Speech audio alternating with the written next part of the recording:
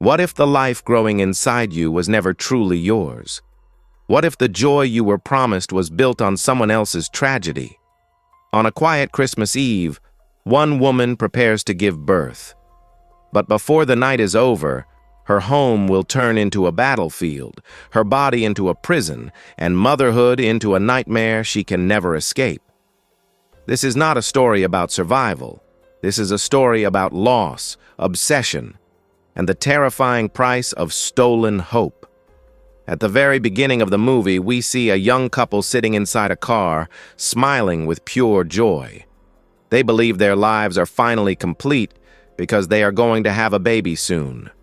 The scene then shifts to her womb, where we see the unborn child growing safely. But this happiness doesn't last long. Suddenly, there is a terrible accident. Two cars collided violently, and the impact was so severe that the unborn baby was injured. The film then cuts to the aftermath of the crash. The baby's mother, Sarah, is shown lying injured while her husband is already dead. Sarah was driving the car at the time, and although she and the baby survived, her world completely collapsed in that moment. With her delivery date just around the corner, everyone around her is worried. Her mother constantly checks on her, and even her boss is concerned about her condition. Her mother gently tells her, "If you want, I can stay with you." But Sarah refuses. She clearly doesn't trust her mother enough to let her stay. Later, while meeting her boss in a park, Sarah hands him the keys to her house. She asks him to come in the morning and take her to the hospital when the time comes. This decision makes it clear that she trusts her boss more than her own family. But then, something strange happens. Sarah suddenly takes a photograph of someone in the park. Her expression turns serious, almost disturbed, as if she has noticed something important. After returning home, she completes her usual chores and finally sits down on a chair. Her mind drifts back to memories of her husband. Lost in grief, she doesn't even realize when she falls asleep. Suddenly, her eyes snap open. She starts vomiting violently. At the same time, intense labor pains shoot through her body. When she looks down, she is horrified to see that she is giving birth.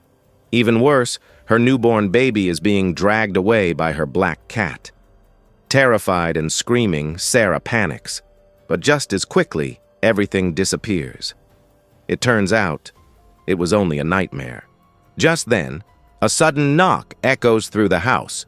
Sarah freezes for a moment, then slowly walks to the door. Outside, a strange woman stands in the cold, saying her car has broken down and that she needs to use the phone. But Sarah doesn't fall for it. It's Christmas Eve, a night when criminals often take advantage of people's kindness. Trying to protect herself, Sarah lies and says her husband is still sleeping inside. But the woman calmly replies, "Sarah, don't lie. Your husband died in an accident." Those words shatter her. Sarah is devastated. What terrifies her even more is that the woman knows her name. She knows about the accident. She seems to know everything. Panicking, Sarah slams the door shut and rushes to the peephole, but the woman has vanished. Her fear grows. Suddenly, she spots the woman again, this time standing near the back door. Completely shaken, Sarah grabs the phone and calls the police, but the woman doesn't run. Instead, she casually lights a cigarette, standing there as if she owns the place. Then, without hesitation, she smashes her fist into the glass door, shattering it.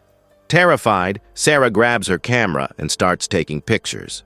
Strangely, the woman doesn't try to hide her face. She doesn't cover herself or turn away. She simply stands there, letting herself be photographed. After a moment, the woman calmly turns around and leaves on her own. As soon as she's gone, Sarah rushes to develop the photographs. And that's when she realizes something horrifying. This is the same woman she had noticed earlier in the park. Soon after, the police arrive at Sarah's house. She tells them everything and shows them the pictures. The officers search the house and the surrounding area, but the woman is nowhere to be found. With no sign of the intruder, the police eventually leave. They advise Sarah to lock all her doors tightly and try to get some rest. Because it's Christmas Eve, no officer is available to stay overnight. However, they assure her that patrol units will keep checking on her. Sarah tries her best to stay awake, forcing her eyes open for as long as she can. But exhaustion eventually wins, and she slowly falls asleep. She had carefully locked every door in the house, every window, every possible entrance. Yet somehow, the woman manages to break in. Silently, she enters Sarah's bedroom and stands beside her, watching her sleep from close range. She studies her face for a long moment, then leaves without harming her. Instead, she walks into the baby's room. There, she gently touches the baby clothes, the toys, and every small item Sarah had prepared with love. Then the woman returns, holding a pair of scissors. Without hesitation, she slashes Sarah's face. Then, mercilessly, she cuts into her stomach. The pain is unbearable. Sarah wakes up screaming. In pure survival instinct, she kicks the woman away and tries to run, almost collapsing in the process. Barely holding herself together, she rushes into the bathroom and locks the door. Earlier, Sarah had struck the woman with a lamp, injuring her ears and head. Now, in pain herself, the woman violently slams the bathroom door, trying to force it open. When it doesn't work, she goes downstairs to tend to her wounds. That's when Sarah's boss arrives at the house. Mistaking the strange woman for Sarah's mother, he greets her politely and says that since she's here, he should leave. But the woman calmly tells him to stay. She makes him sit with her and begins drinking. When the drinks run out, she goes to the kitchen to get more. As soon as she stands up, Sarah's boss notices the photographs. The moment he sees them, everything becomes clear. This is the woman Sarah was terrified of, and she is already inside the house. Before he can react, the woman appears behind him. She sees her own photograph in his hand and instantly realizes that he knows the truth. She reaches for her pistol. But before she can pull the trigger, Sarah's mother suddenly arrives. Seeing two strangers inside her daughter's house, she panics. Without thinking about her own safety, she rushes upstairs to check on Sarah. But Sarah is already standing there, holding a sharp object in her hand. As her mother approaches the bathroom door, Sarah suddenly opens it and stabs her in the neck. In her terror, she mistakes her own mother for the woman who attacked her. The moment Sarah realizes what she's done, she completely breaks down. Hearing the chaos, Sarah's boss rushes upstairs. But before he can even react, the woman stabs him in the waist from behind, badly injuring him. While the woman continues beating Sarah's boss, Sarah manages to escape and lock herself inside the bathroom once again.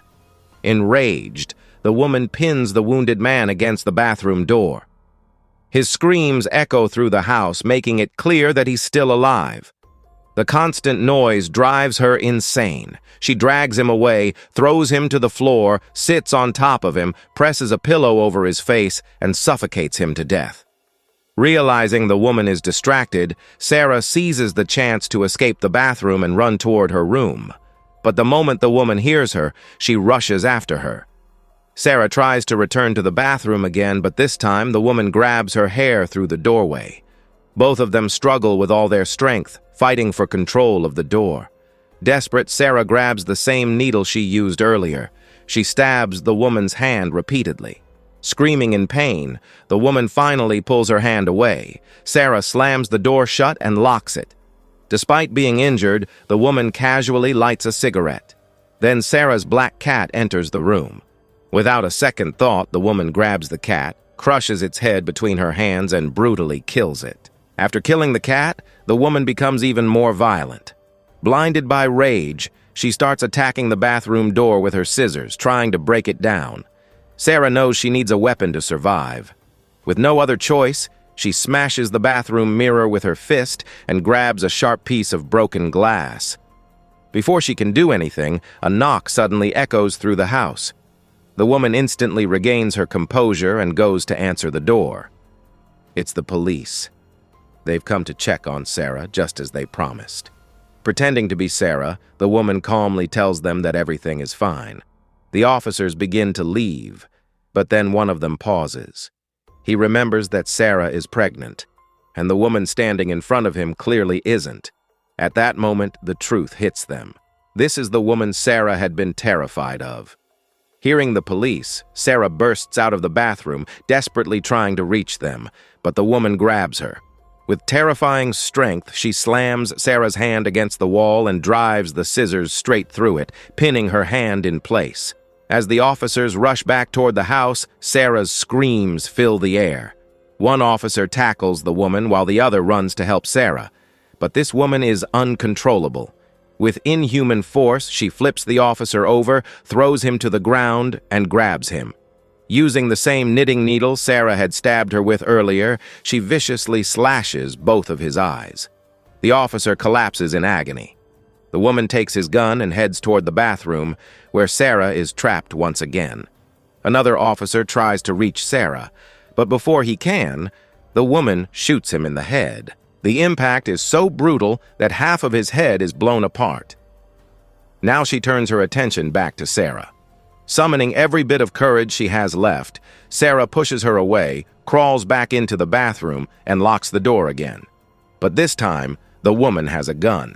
She fires 3 or 4 shots into the door. With the final bullet, the lock breaks.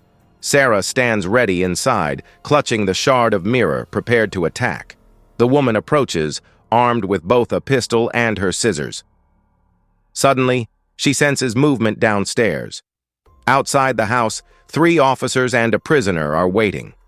2 officers had entered earlier, but when they don't return, the last officer comes in with the prisoner. The woman hears them. Instead of attacking Sarah, she hides. The officer discovers the bodies of his fallen colleagues.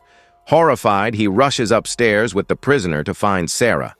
They reach the bathroom and see her in terrible condition. Their panic grows instantly, but just as they're about to rescue her, the lights suddenly go out. The power has been cut. The officer hands his gun to Sarah and tells her to shoot anyone who comes near. Then he goes downstairs to restore the electricity, with the prisoner following him. But the woman is already waiting. She sneaks up from behind and stabs the officer with her scissors. Then, without hesitation, she kills the prisoner as well.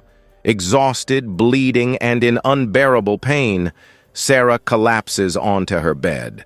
The woman walks in and climbs on top of her. She prepares to kill her. In one final act of desperation, Sarah grabs the woman's lip with her teeth and tears it apart. The woman screams in agony, driven completely mad by the pain. As the woman steps away for a moment, Sarah seizes the chance to escape. She tries to crawl down, desperate to get away. But the woman quickly follows her. She catches Sarah in the kitchen. Sarah grabs a knife and threatens to stab her. Before she can react, the woman picks up an object and strikes her hard. Sarah collapses to the floor. Knowing how badly Sarah is injured, the woman tries to finish her off. As she stands, she reaches for an aerosol spray, but this time, Sarah turns the situation around. She grabs the woman, pins her in place, and sprays oil all over her. The flammable spray ignites and flames engulf the woman's face. The woman screams, writhing in unbearable pain. Sarah collapses beside her. By now, Sarah can't breathe. Her mouth is severely damaged and her airway is blocked. In a horrifying act of survival, she stabs a sharp object into her own throat and begins breathing through it. Air finally fills her lungs, but she's bleeding badly. She presses tape over the wound, forcing herself to stand. Using sharp objects nearby, she fashions another weapon, preparing to attack the woman. Just then, the burned woman speaks. "You've already hurt me once," she says calmly. "It won't make much difference if you do it again." Then she reveals the truth. The car accident from 4 months ago was hers. She was the one driving, and she was pregnant. She was only minutes away from giving birth. She explains how much she sacrificed for that child, and how, because of Sarah, she lost everything. That's when the shocking truth becomes clear. The unborn baby shown at the beginning of the movie was never Sarah's child. It was hers. After losing her baby, the woman vowed to take revenge. She decided to take Sarah's child instead, so Sarah could feel the same pain she had endured. Hearing this, Sarah is frozen in shock. She realizes the woman never hated her. She only wanted her baby. Before they can say anything else, the blinded police officer suddenly stumbles to his feet. Despite losing his sight, he accidentally turns the lights back on, remembering where the switch was. Seeing a chance to escape, Sarah moves toward him. But the officer, unable to see, mistakes Sarah for the killer. He grabs an object and begins striking her repeatedly. Sarah's stomach is injured. Blood pours out as her baby begins to emerge. The officer continues attacking her. Then the woman appears. Without hesitation, she kills the officer, because now saving the baby matters more than anything else. She lays Sarah down on the stairs and begins pulling the baby out. When the baby gets stuck, she mercilessly slices open Sarah's stomach with her scissors and takes the child. Covered in blood and surrounded by death, the woman sits quietly, holding the baby in her arms. She rocks the child gently, smiling as if the nightmare never happened. For her, the pain is finally over. The loss has been replaced. The emptiness has been filled. Sarah lies broken, her body torn apart, her screams fading into silence. In the end, no one truly wins. Because the night didn't create a monster, it revealed one. And sometimes the most terrifying villains are born from love that was taken too far.